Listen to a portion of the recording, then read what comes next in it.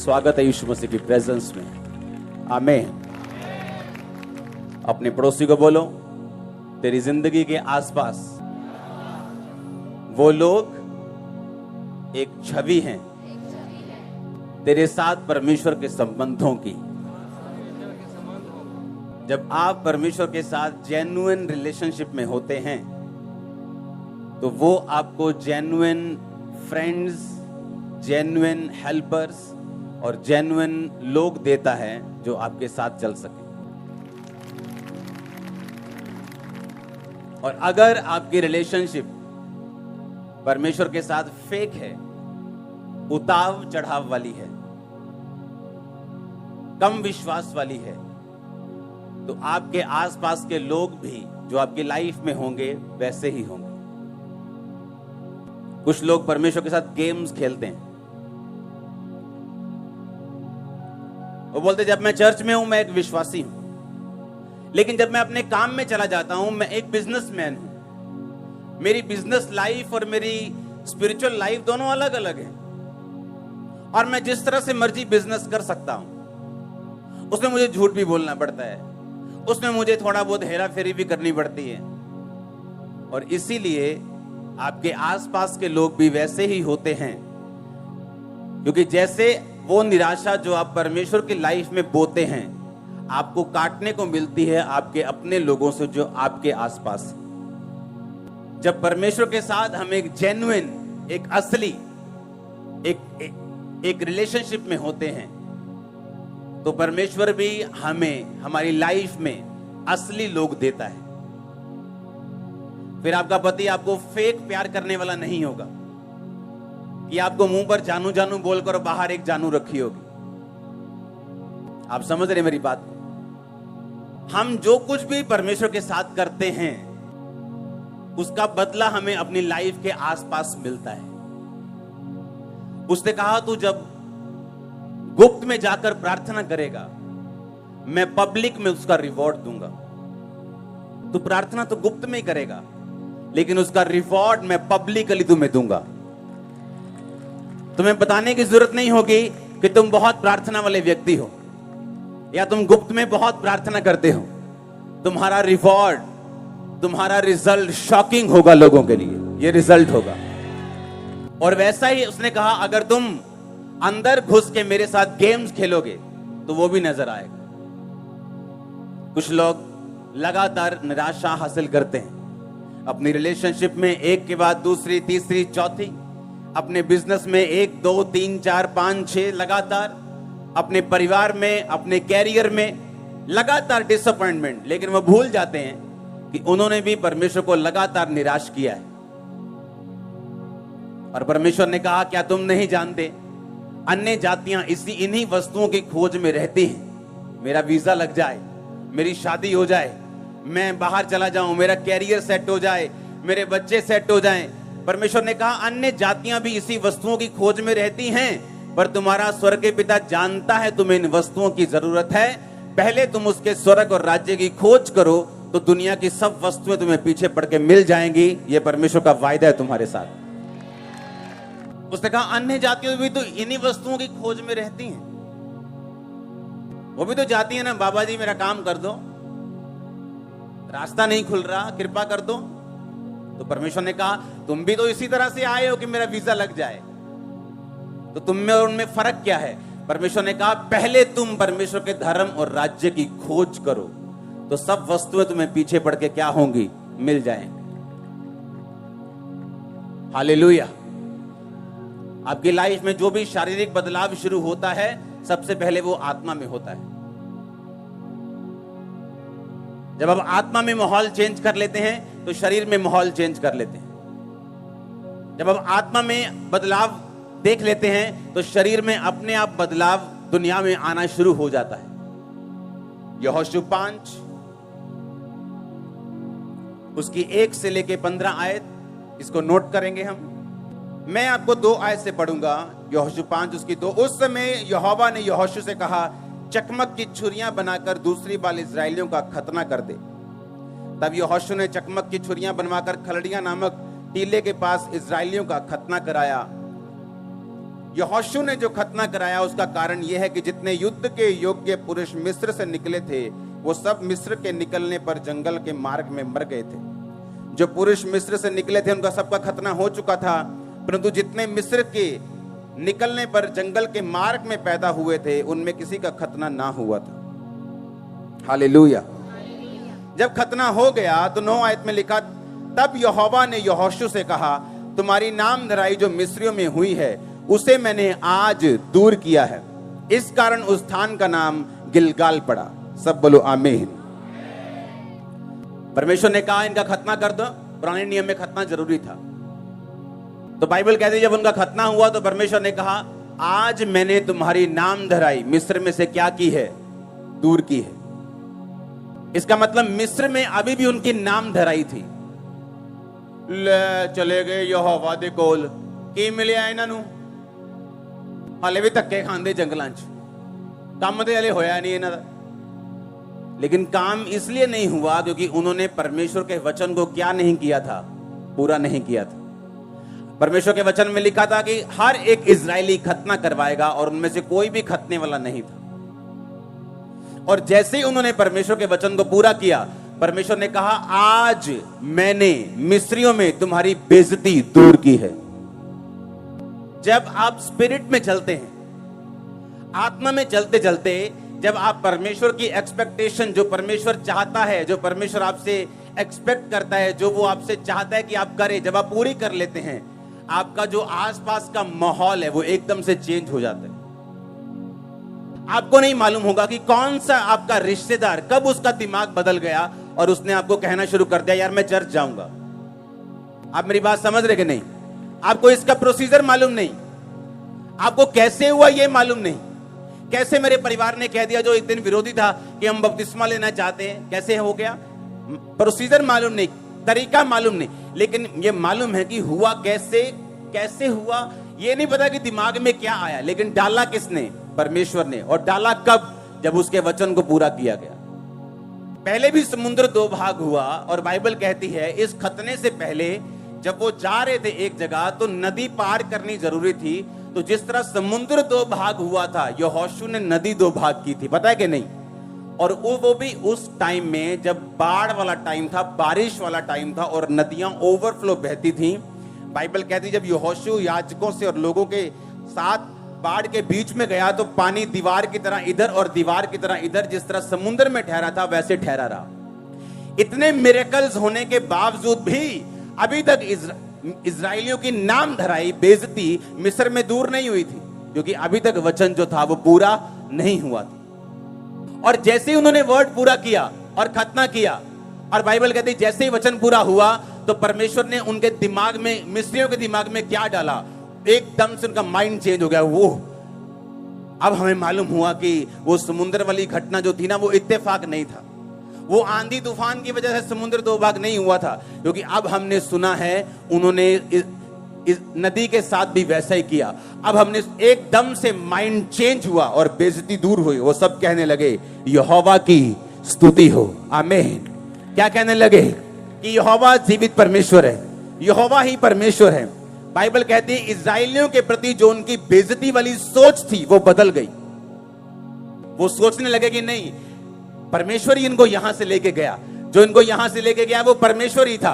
अब जो परमेश्वर इनको देश दे रहा है, इनको कनान दे रहा है, वो भी परमेश्वर ही था। और बाइबल कहती परमेश्वर की महिमा होनी शुरू हुई और इजराइलियों की बेइज्जती जो नाम धराई थी उनके बीच में, वो परमेश्वर ने उसको दूर किया।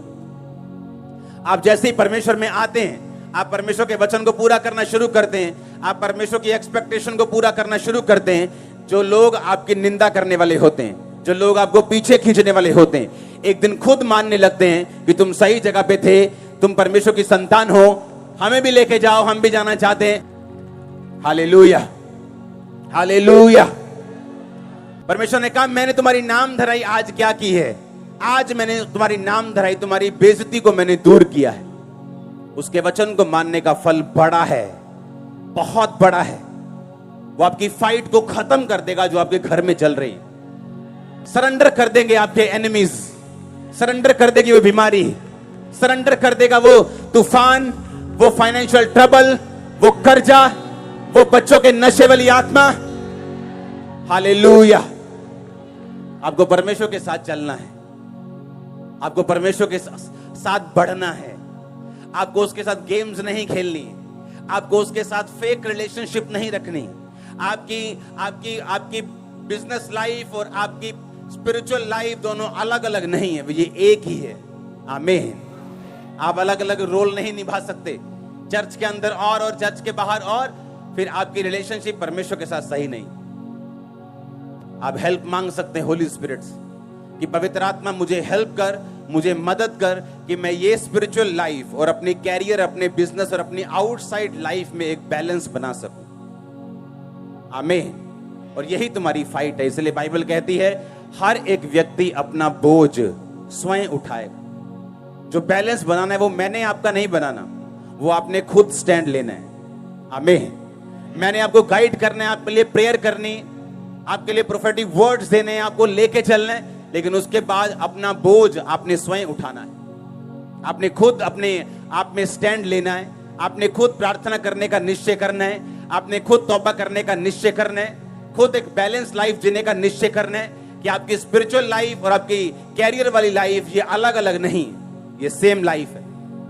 आमीन। इसलिए परमेश्वर ने कहा जो अपना हाथ हल पर रखकर पीछे देखेगा वह मेरे योग्य नहीं। अगर रोज तू अपना क्रूस उठाकर मेरे पीछे नहीं चलेगा तो तू मेरे योग्य नहीं। हालेलुया। ऊंची आवाज में बोलो हालेलुया। उसकी 13, 14, 15 आयत को आप पढ़ेंगे आप अपनी स्क्रीन के सामने। तब यहोशू यरीहो के पास था तो उसने अपनी आंखें उठाई और क्या देखा कि हाथ में नंगी तलवार लिए हुए एक पुरुष सामने खड़ा है। यहोशू ने उससे पास जाकर पूछा क्या तू हमारी ओर है या हमारे बैरियों की ओर का? उसने उत्तर दिया मैं यहोवा की सेना का प्रधान होकर अभी आया हूं।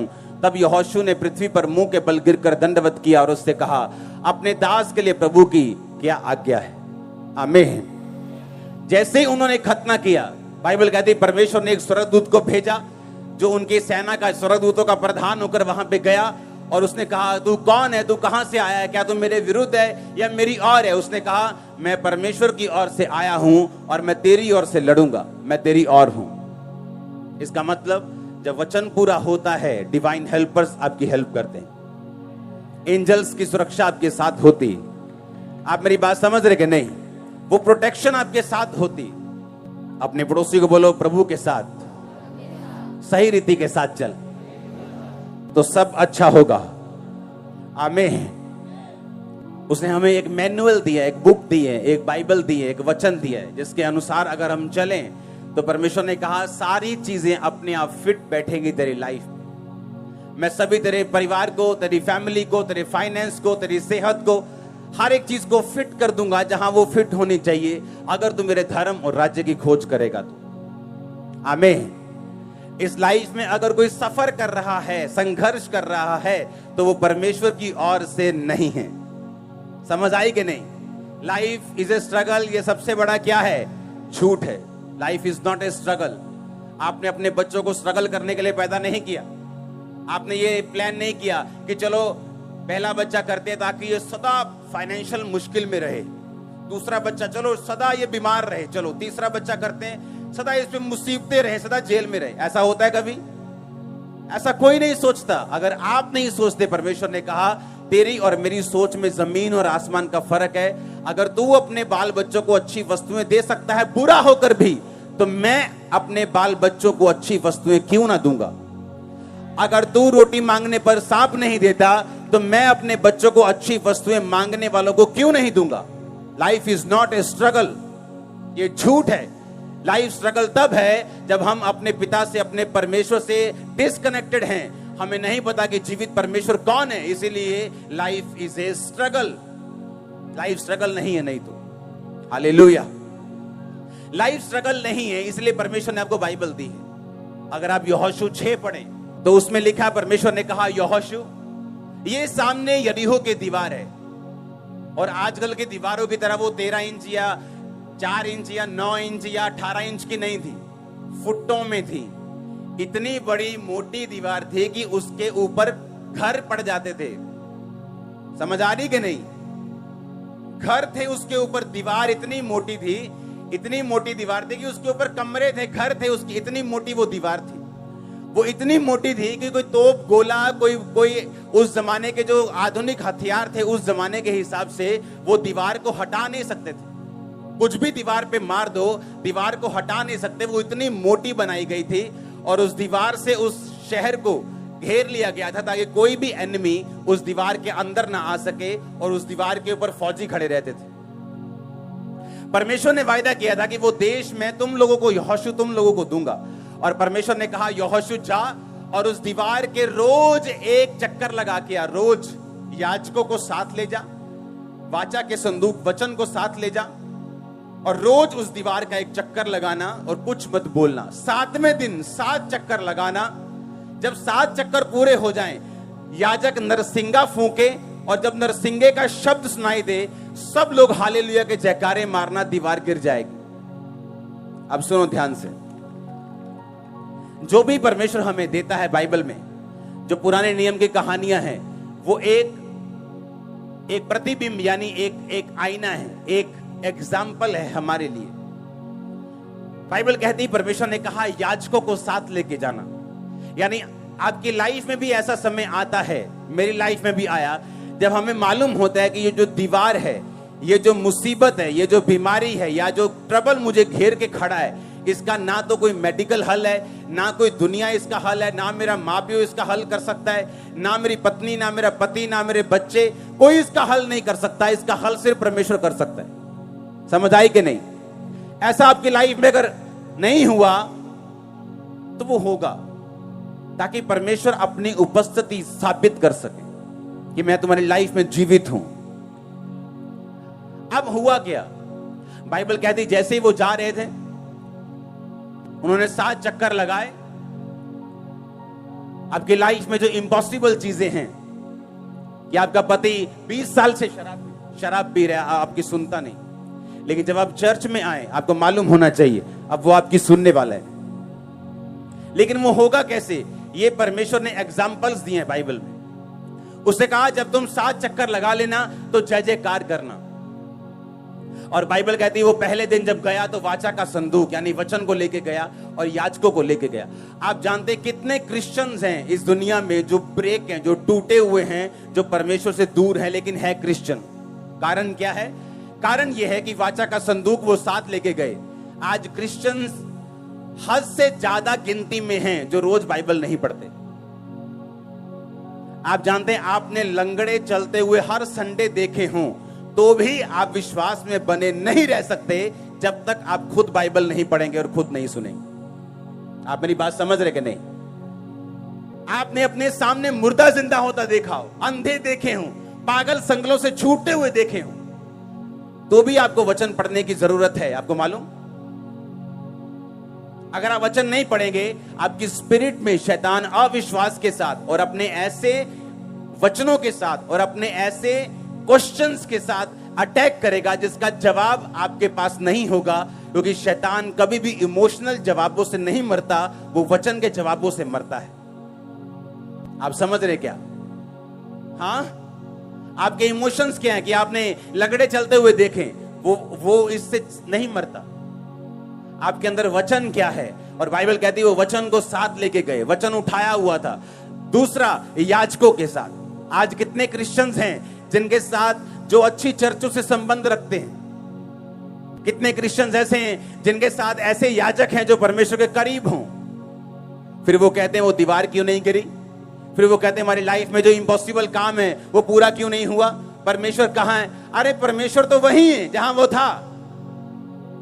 परमेश्वर तो तब भी था जब यरीहो की दीवार नहीं गिरी थी, वो तब भी था जब गिरी थी। अब बात यह है कि परमेश्वर की हुक्मों को, उसकी आज्ञाओं को, उसके जो हुक्म हैं उन्होंने माना कि नहीं माना। और परमेश्वर का हुक्म था अगर तुम इम्पॉसिबल दीवार को गिरते हुए देखना चाहते हो तो याजकों को लेके जाओ, याजकों को सुरक्षित रखो और याजकों को के साथ जो वाचा का संदूक है वो हो, और उसके बाद नरसिंगे हो, वर्शिप हो, और उसके साथ तुम चलते जाना। आज कितने लोग ऐसे हैं जो अच्छी संगतियों से संबंध रखते हैं? लोगों को लगता है जो घर के पास है वहां चले जाओ, पैसा बचा लो, किराया बहुत लगता है चर्च जाने में, तो पैसा बचाते हैं। पैसा तो बचा लिया, पर दीवार वहीं की वहीं खड़ी।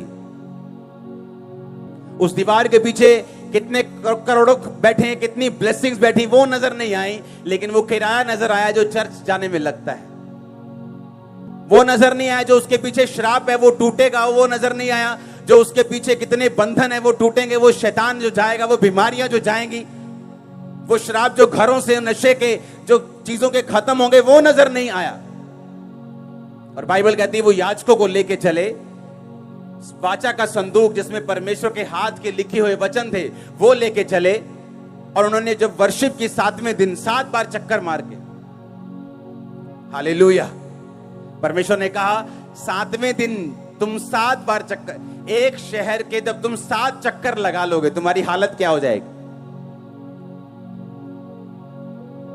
अगर कोई आज का लीडर वहां होता ना, कहता ऐ करो, तू ही पता, तू ही मारो पहला नारे, ਤੁਹਾਡਾ शरीर भी उदों ਐਨ चुस्ती च होना है। ਆਪਾਂ ਪਰੌਂਠੇ ਪਰੌਂਠੇ खा के चलते हैं, पहला नारे मार लांगे ते बाद च घूम लांगे। हाँ, परमेश्वर ने क्या कहा? परमेश्वर ने कहा पहले तुम चक्कर लगाओगे 7। हाय, 7 चक्कर। लेडीज भी हैं उसमें, बच्चे भी हैं उसमें, बुजुर्ग भी हैं उसमें। कई बार परमेश्वर जो करने के लिए बोलता है ना, वो सेंसलेस लगता है। ऐसा लगता है कि परमेश्वर निर्दयी है, ऐसा लगता है कि परमेश्वर को आज का मालूम नहीं आज क्या चल रहा है दुनिया में। अरे छोटा सा बच्चा है, चर्च में गर्मी बहुत होगी, अरे आज बारिश बहुत है, आज गर्मी बहुत है। आज जब वो शारीरिक रूप में थक गए, परमेश्वर ने कहा अब मारो जय जयकार के नारे। सुनो, समझ आई कि नहीं? और हमें थोड़ी सी गर्मी से डर लगता है चर्च में बैठने में। हालेलुया। इसीलिए आत्मिक चीजों में हम लोग पीछे, जबकि हमें आगे होना चाहिए। अब आगे जा रहे हैं, आगे जा रहे हो, परिवार समेत आगे जा रहे हो, फाइनेंस समेत आगे जा रहे हो, सेहत समेत आगे जा रहे हो, यीशु मसीह के नाम में आमीन हो चाहिए। बरकत तुम्हारी है चर्च। उन्होंने कहा जब तुम 7 चक्कर लगा लोगे तो नारे मारेंगे। बच्चे भी होंगे, बुजुर्ग भी होंगे, लेडीज भी होंगी, जेंट्स भी होंगे, बड़े भी होंगे, छोटे भी होंगे। 7 चक्कर लगाने के बाद शहर के अब हम जय जयकार के नारे लगाएंगे।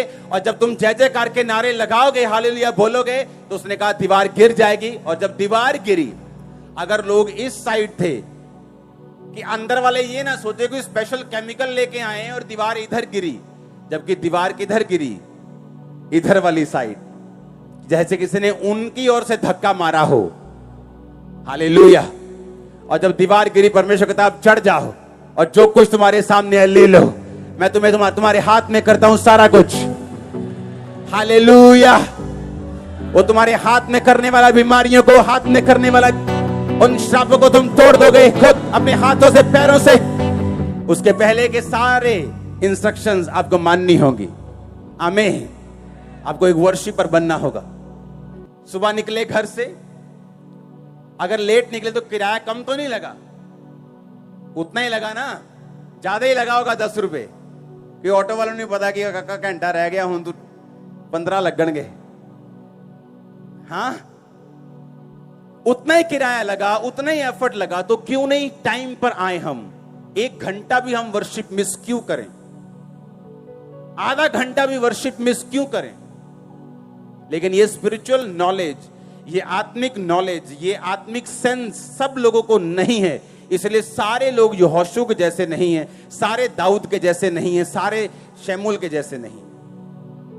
ये नहीं कि परमेश्वर ने आपको दाऊद की तरह नहीं चुना या आपको पतरस की तरह नहीं चुना, उसने सब कुछ चुना है काम बड़े करने के लिए। लेकिन आपका रिस्पॉन्स कैसा है आत्मिक चीजों के लिए, ये मायने रखता है।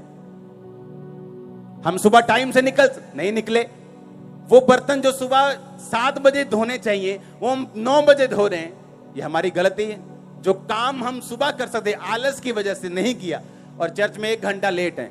10 बजे वर्शिप शुरू होती, हम कोई 11 बजे आ रहे हैं, कोई 11:15 आ रहे हैं, कोई 10:30 आ रहे हैं, क्योंकि हम स्पिरिचुअली इतना एक्टिव नहीं है कामों के लिए। अगर आप यहां आए हैं तो मैं सुबह 5 बजे का मान लो आपको देख रहा हूं, मैं रात को अपने प्रेयर रूम में हूं। अगर मैंने क्रूसेड पे जाना है तो कई दिनों तक मैं प्रेयर रूम में हूं, मुझे मीटिंग मिस करनी पड़े कोई बात नहीं, लेकिन मैं प्रेयर में हूं। आत्मिक चीजों का एक मकसद है। हालेलुया। और जब रिजल्ट आता है फिर आपको नजर आता है, अच्छा देखो कितना अच्छा रिजल्ट आया। हालेलुया। लेकिन उस रिजल्ट के लिए आपको कुछ प्राइस, कुछ मूल्य आपको अदा करना होता है, जो हम अदा करने के लिए तैयार हैं या नहीं। हालेलुया। अब वो लोग जिनकी लाइफ में वचन है, वो लोग जिनकी लाइफ में वर्शिप है, वो लोग जिनकी लाइफ में अच्छी संगति है, वो लोग मार नहीं खा सकते। अच्छी संगति उनको संभाल के रखती है। जो वचन वो खुद पढ़ते हैं उनको संभाल के रखते हैं। जो वर्शिप वो खुद करते हैं वो उनके बंधनों को तोड़ती है। आमीन। और इसीलिए परमेश्वर ने हमें वचन दिया, पुराना नियम दिया, नया नियम दिया। हम उन वचनों को स्टोरीज की तरह, जैसे अन्य जातियां पढ़ती हैं अपने पुरानी स्टोरीज की तरह, जिनसे, लेकिन ये स्टोरीज नहीं है, ये जीवित वर्ड है। ये सिखाता है कि उस समय ऐसे हुआ था। अगर तुम पैटर्न फॉलो करोगे तो तुम्हारे साथ भी वैसा हो सकता है। तुम भी ब्लेस हो सकते हो। तुम्हारी भी जो कंडीशन है वो सुधर सकती है। इम्पॉसिबल पॉसिबल हो सकता है, वो हो सकता है। 100% मैंने देखा है। हालेलुया। ऐसा पॉसिबल है अगर हम लगातार उस पैटर्न को, उस वचन को फॉलो करें परमेश्वर के साथ। और जब हम फॉलो करते हैं वो हमारे आसपास का माहौल चेंज करता है। नाम धराइयों को वो दूर करता है। रियल हेल्पर्स को लेके आता है, रियल लोगों को लेके आता है। अगर हमारे रिलेशनशिप प्रभु के साथ फेक है तो लोग भी फेक आएंगे हमारी लाइफ में। आप चर्च में आएंगे और ऐसे पूरा ऐसे आग से भरे हुए, लेकिन बाहर एक गर्लफ्रेंड रखी हुई, आपकी रिलेशनशिप फेक है। और जैसे आप फेक हैं प्रभु के साथ, परमेश्वर भी आपके साथ फेक होगा। उसने कहा मैं तुम्हें कभी ना छोड़ूंगा, कभी ना त्यागूंगा, और मैं तुझे धोखा नहीं दूंगा। इसका मतलब परमेश्वर धोखा देता है। जब तुम उसको धोखा देते हो वो तुमको डबल धोखा देता है। उसने कहा मैं तुम्हें कभी धोखा नहीं दूंगा, क्योंकि तुमने मुझे धोखा नहीं दिया तो मैं भी तुम्हें धोखा नहीं दूंगा। तुम मेरे साथ वफादार रहे हो, मैं भी तुम्हारे साथ वफादार रहूंगा। तुमने मुझे नहीं छोड़ा, मैं तुम्हें नहीं छोड़ूंगा और नहीं त्यागूंगा। जो तुम मुझे दोगे मैं 100 गुना करके तुम्हें वापस करूंगा। सुलेमान ने भवन बनाया, परमेश्वर ने भवन से अच्छा घर उसे दिया। तुम उसको हरा नहीं सकते। अगर धोखा दोगे तो वो बड़ा देगा, पैसा दोगे तो वो बड़ा देगा। तुम जो भी उसको दोगे वो तुम्हें वापस करेगा। हालेलुया। अपने पड़ोसी को बोलो ध्यान से चल। अगर तू प्रभु से, उसकी वाचा से वफादारी के साथ चलेगा तो परमेश्वर भी तेरे आसपास को तेरे साथ वफादार करेगा। उस मैदान के, जिस मैदान में तू चलेगा, उसके पत्थर तक तुझसे वफादार रहेंगे। Hallelujah, hallelujah. आपके घर की ईंटें तक आपसे वफादार रहेंगी। आपके स्कूटर, मोटरसाइकिल, आपकी गाड़ियां, आपके सिलेंडर आपसे वफादार रहेंगे। मैं आपको सच कह रहा हूं। हालेलुया। क्योंकि आप परमेश्वर के साथ अगर वफादार हैं तो, अगर आपकी रिलेशनशिप फेक है तो बाइबल बताती है, अगर अभी मैं आपको छोड़ दूं सबको कि अगले आधा घंटा हम लंच करेंगे, आप सब फ्री हो, आपस में बातचीत करो, 15-20 मिनट में ही चुगलखोर इकट्ठे हो जाएंगे, पवित्र लोग अलग इकट्ठे हो जाएंगे, जो प्रार्थना करने उनकी अलग जोड़ी बन जाएगी, व्यभिचारियों की अलग बन जाएगी। उन्होंने ढूंढा कैसे एक दूसरे को, ये बड़ी मिस्ट्री है। कैसे मालूम हुआ तुमको? बस पता लगे ना आप बंदा अपना ही है। हाँ, तो ऐसे ही जैसे आपने ढूंढ लिया, व्यभिचारी ने व्यभिचारी को ढूंढ, मालूम नहीं कैसे ढूंढते वो, और कैसे आत्मा वाला बंदा आत्मा वाले बंदे के साथ ही अट्रैक्ट होता है कि वो आत्मिक बंदा आत्मिक के साथ। बहुत कम होता है, 99%, 90 से 99% कम होता है कि एक स्पिरिचुअल लाइफ की एक बंदे में एक धोखा देने वाला बंदा है, वो भी उसको कुछ सिखाने के लिए, कुछ दिखाने के लिए, अदरवाइज उसको नुकसान देने के लिए वो नहीं होता। लेकिन जो फेक लोग होते हैं उनकी लाइफ में वो सचमुच नुकसान करने के लिए आए होते हैं। हालेलुया। एक दूसरे को ढूंढ लेते हैं हम, अपने अपने अपने अपने जैसे को हम ढूंढ लेते हैं। आपको ढूंढना है कि आत्मिक लोग, आपको ढूंढना है संगति अच्छी, आपको ढूंढना है। और बाइबल कहती वाचा का संदूक, याजकों की उपस्थिति उनकी लाइफ में, वर्शिप, और वो दीवार नीचे थी, जो दीवार सामने खड़ी थी, उनको गालियां दे रही थी, उन पे हंस रही थी, उनके पांव के नीचे थी। वो शैतान आपके पांव के नीचे होगा, बिल्कुल नीचे नीचे होगा। मैंने कहा पांव के बिल्कुल नीचे। हालेलुया। आपको विश्वास करना है और परमेश्वर के साथ चलना है। आमीन। जो परमेश्वर ने हुक्म दिए हैं उन्हें बिना तोड़े, बिना बहाना बनाए आपको पूरा करना है। हम परमेश्वर से ज्यादा धर्मी नहीं हो सकते, परमेश्वर से ज्यादा पवित्र नहीं हो सकते, परमेश्वर से ज्यादा आगे नहीं देख सकते। जितना वो देख सकता है हम उतने हिसाब से चलें। हालेलुया। बाइबल कहती है जब परमेश्वर ने शमूएल को कहा कि जाके शाऊल से कह दे कि उस देश में जाके सारे लोगों को खत्म कर दो, वो गया। और बाइबल कहती है अच्छी भेड़ बकरियां, अच्छी गाय बैल बकरियां भैंसे बचा के रखी। राजा अगाग को जीवित पकड़ लिया, उसको मारा नहीं। मारा क्यों नहीं? कि पब्लिक में ले जाके मारूंगा, पब्लिक वाह वाह करेगी। थोड़ा पॉलिटिकल हो गया था वो, कि लोग खुश होंगे। उसे परवाह नहीं थी कि परमेश्वर क्या सोचेगा, पर लोग खुश रहने चाहिए। चाहे झूठी प्रोफेसी करनी हो, लोग खुश रहने चाहिए, जनता आती रहनी चाहिए, परमेश्वर का कोई बात नहीं। ऐसे लोग थोड़े टाइम के लिए होते हैं।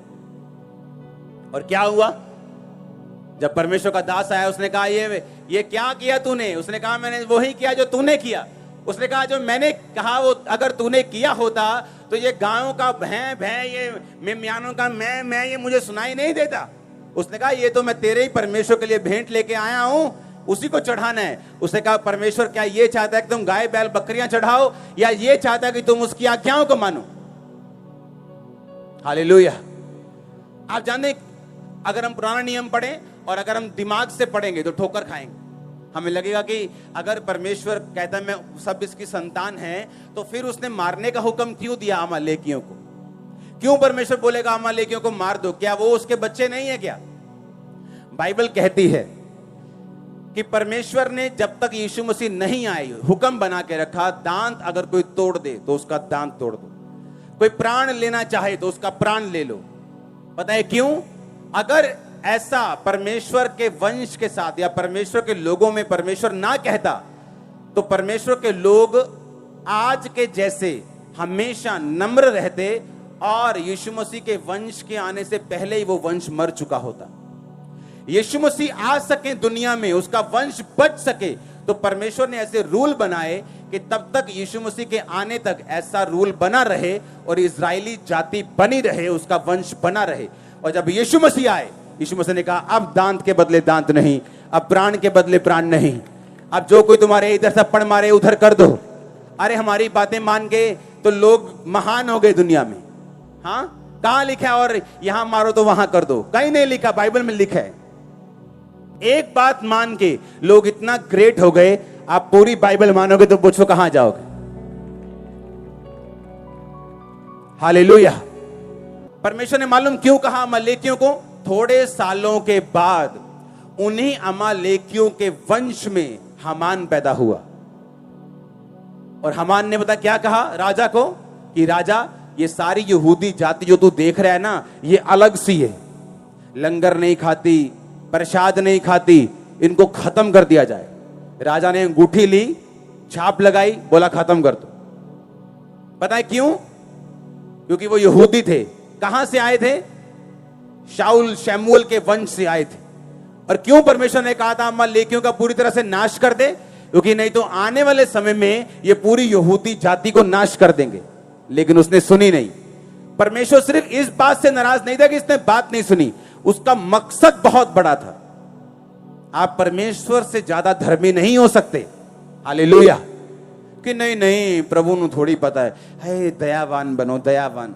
मैं तो नहीं मारूंगा सभी अमालेकियों को, कुछ कुछ छोड़ दिए, भाग जाओ कोई बात नहीं।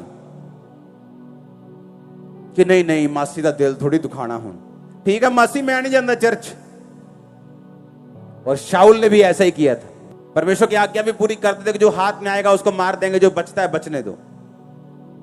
और वही उनके लिए खतरा बन गए, वही उनके लिए थ्रेट बन गए।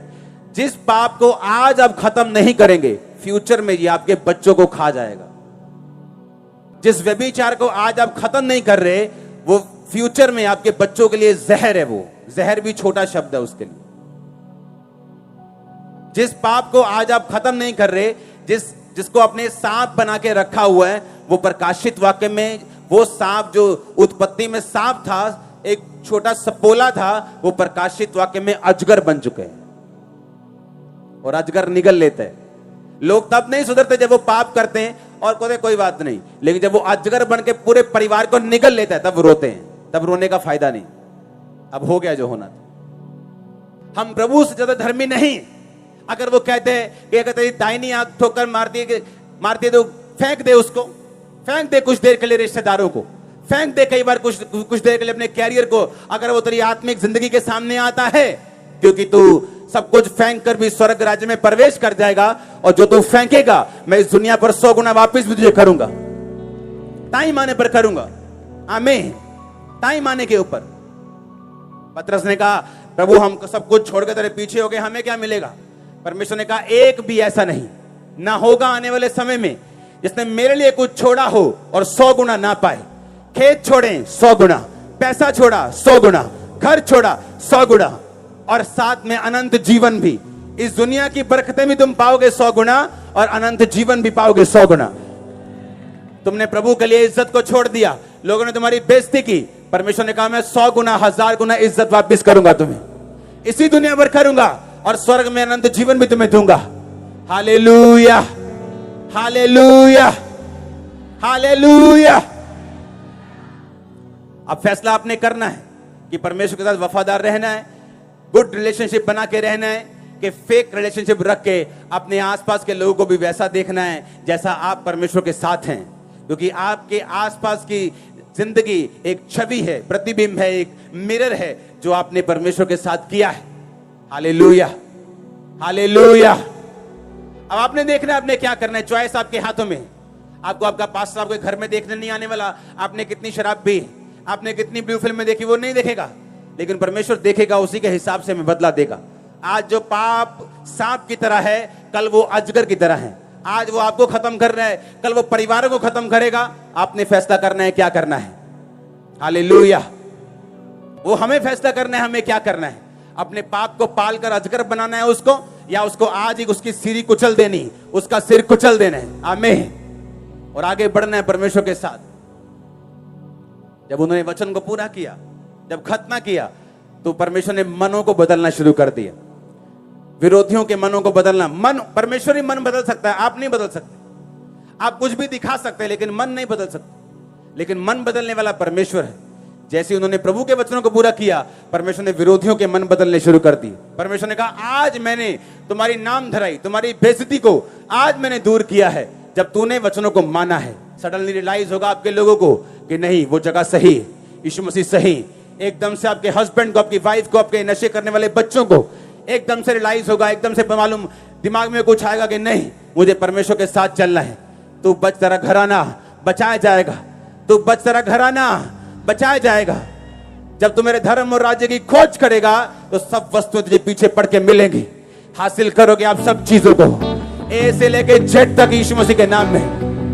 मैंने कहा ए से लेके जेड तक यीशु मसीह के सामर्थ्य नाम में। उसने कहा मैं अल्फा, मैं ओमेगा, मैं आखिरी, मैं अंत, मैं शुरू हूं। मैं आप सब चीजों को हासिल करने पाएंगे जो परमेश्वर ने आपके लिए रखी हैं।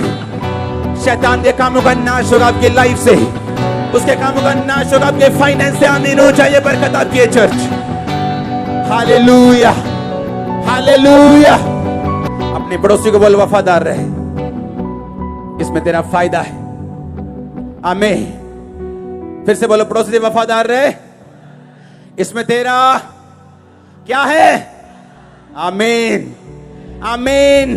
7 बार बोलो आमीन, आमीन। हालेलुया।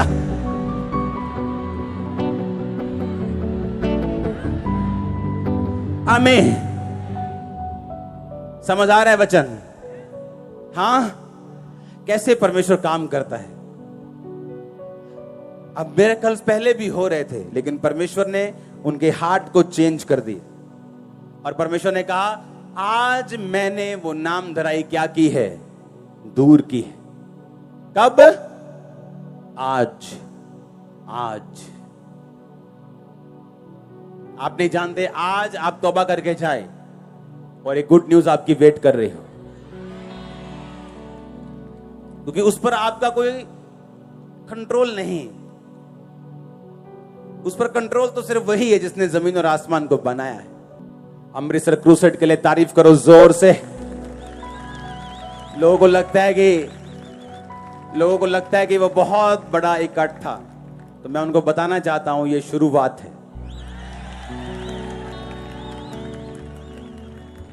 परमेश्वर ने मुझे दिखाया कि अब आधा किलोमीटर नहीं, अब 5-5 किलोमीटर लंबे क्रूसेड होंगे। आपको ऐसा लगेगा कि आप आधे फगवाड़े तक गाड़ी पार्क करके आए हो, चलते जा रहे हो। एक क्रूसेड कब खत्म होगा? आमीन। सुनो, अगर हम धर्म को फैलाने वाले होते तो लड़ते। हम धार्मिकता को फैलाने वाले। वो कहते हैं कि मैं नया धर्म बनाने के लिए नहीं आया, मैं धार्मिकता को बनाने के लिए आया। इसलिए हम सबसे प्यार करते हैं, करते रहेंगे। हमें कोई मतलब नहीं कोई क्या कहते हैं, हम करते थे और करते रहेंगे। अपना काम करते थे और वो भी करते रहेंगे। हालेलुया। अपने हाथों को उठा। सुनो मेरी बात, अगर हम वचन के सगे नहीं, कोई दुनिया में आपका सगा नहीं हो सकता। मैं आपको लिख के देता हूं। आप हमेशा खाली, ठगे हुए महसूस करेंगे। जैसे किसी ने चोरी कर ली, आपको लगेगा कोई आपका अपना नहीं, जब तक आप वचन के साथ पूरा संबंध नहीं बना लेंगे। क्यों? आपको बनाया ही ऐसे गया है। आपको ऐसे किया गया है। आपकी जो फंक्शनिंग है ना, आपका जो सॉफ्टवेयर है, वो बनाया ही परमेश्वर ने इस तरह का है कि आप इससे अलग कर ही नहीं सकते कुछ। और जितना हम परमेश्वर के खिलाफ फाइट करेंगे, उतना खिंचेंगे, उतना फ्रस्ट्रेट होंगे और वापिस फिर उसी पहाड़ के नीचे आएंगे। हमें फैसला करना है खुदा के साथ फेथफुल रहने का, और वो आपके लिए बेस्ट रास्तों को ओपन करेगा। वो मेक श्योर करेगा आपकी टेस्टिमनीज, आपकी गवाहियां, आपका फाइनेंस, आपका परिवार बेस्ट हो। और आमीन ऊंचा चाहिए। उठाओ अपने हाथों को। Thank you Jesus. हिलाओ हिलाओ हिलाओ अपने हाथों को।